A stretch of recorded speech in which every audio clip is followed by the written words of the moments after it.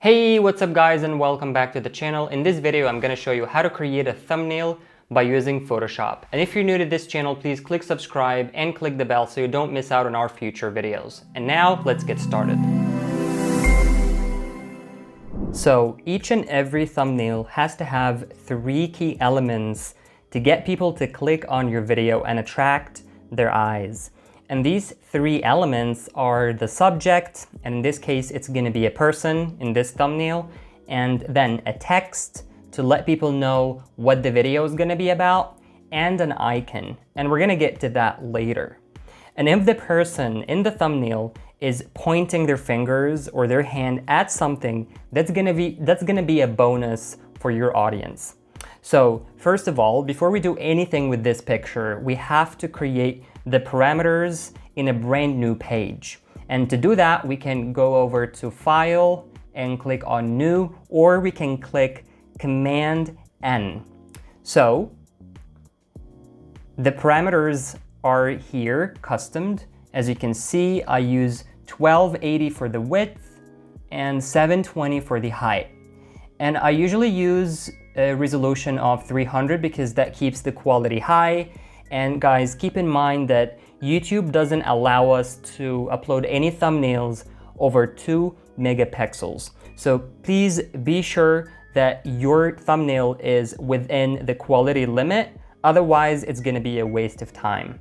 So the next thing we're going to do is click Create, and here we go. All right, so next we're going to go to the photo of that girl, and we're going to head over to our Quick Select tool right here and click on Select Subject. And that's going to select the subject in the frame that's going to separate the girl from the background. So as you can see here, we're going to click on Command C to cut the picture. But before we do that, let's make sure that you convert it to a smart object so that when you minimize the picture, it doesn't lose any of its quality. So we click on Command C, and then we're going to go to the custom thumbnail frame and click Command V. And then we have to minimize the picture.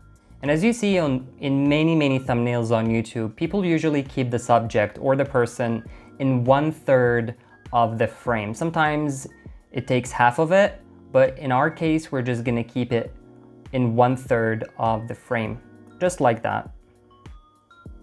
And that'll do it.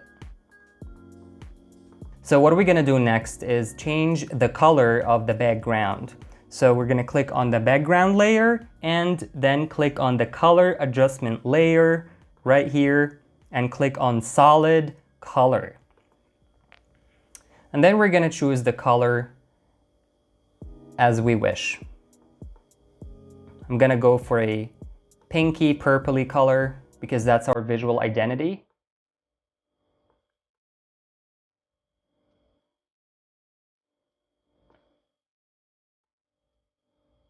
I think that one is good. So now since we got a solid color, we're gonna have to add an extra layer right here. So we're gonna click on this small plus to add an extra layer, and we're gonna click on it to rename it color 2. All right, and then we're gonna head over to our gradient tool right there, and we're gonna choose a color. So I'm gonna get a blue color and click on basic and choose this one in the middle.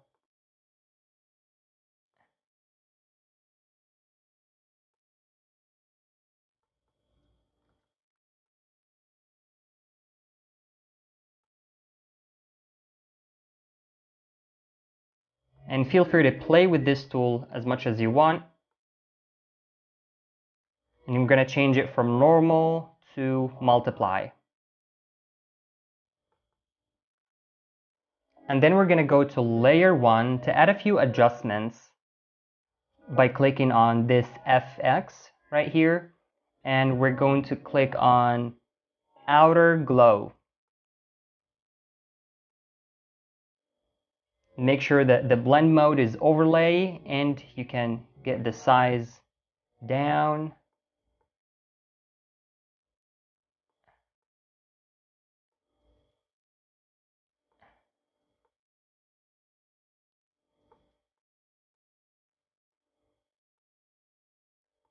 Just to make it look natural.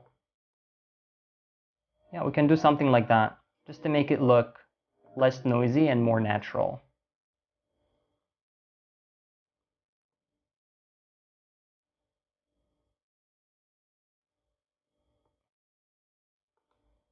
And that depends on your picture. So I think that looks good. And then we click OK. And then we're going to go to drop shadow just to make it look more aesthetic.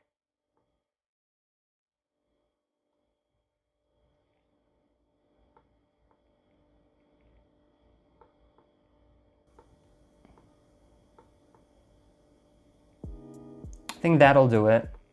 That looks nice.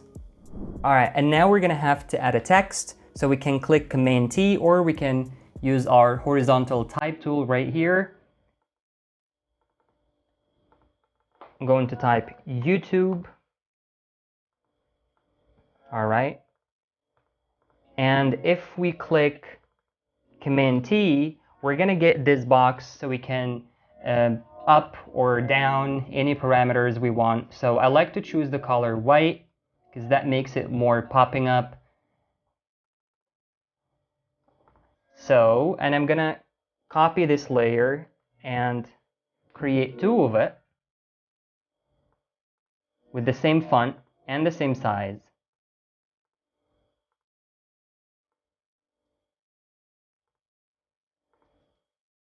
And I'm going to name the first one Create, the second one YouTube, and then the third one Thumbnails.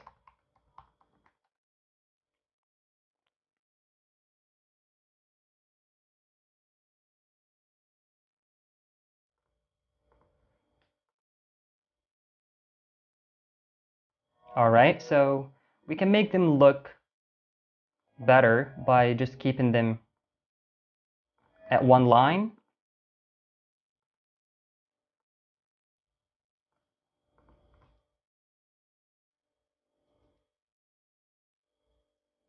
Yeah, just like that. All right, and if we click Shift and we select all the texts, we can get full control over the three different texts. We can minimize it, we can make it bigger, we can do whatever we want. So I'm just going to keep it at this size. And if you click Command, you can play with it a little bit to make it look more interesting.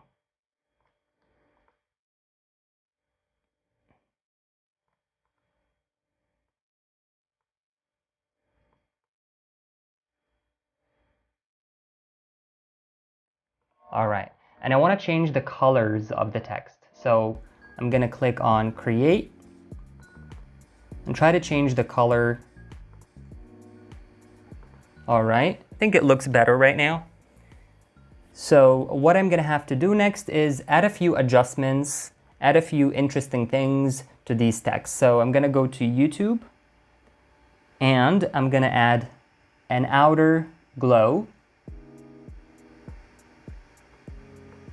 And we can play with the parameters depending on the colors and our opinions. So you don't have to create it the same as mine. You can just play with it to make it look more natural in your case.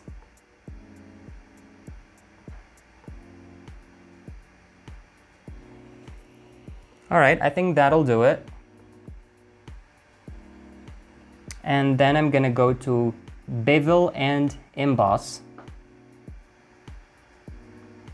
which was Emboss, and Chisel Hard, just to make it more popping up.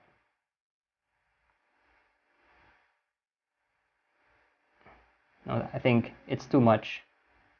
I'm just gonna keep it at 2.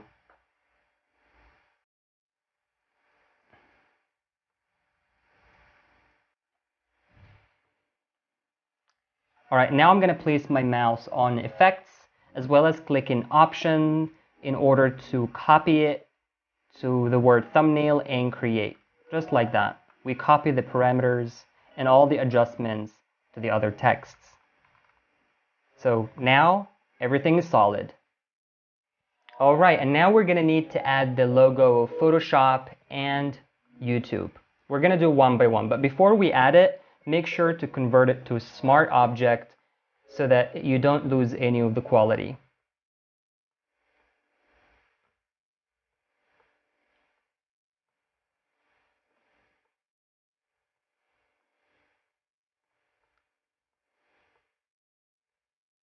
And we can bend it a little bit to make it look more beautiful. And we're going to do the same thing for the YouTube icon, convert it to a smart object and move it to our thumbnail.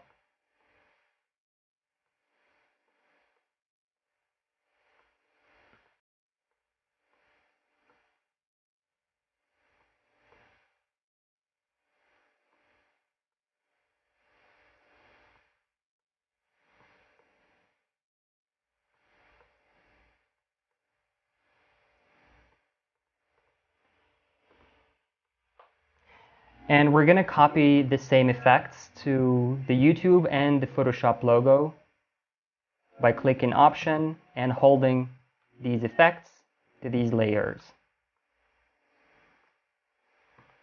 So now it looks more beautiful. And last thing we're going to do is we are going to click Command, Option, Shift, and E.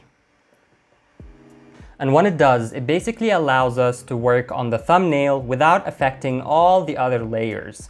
So now we're going to head over to Filter, and then Render, and then Lens Flare. We can select the brightness, can place it anywhere we want, here or there.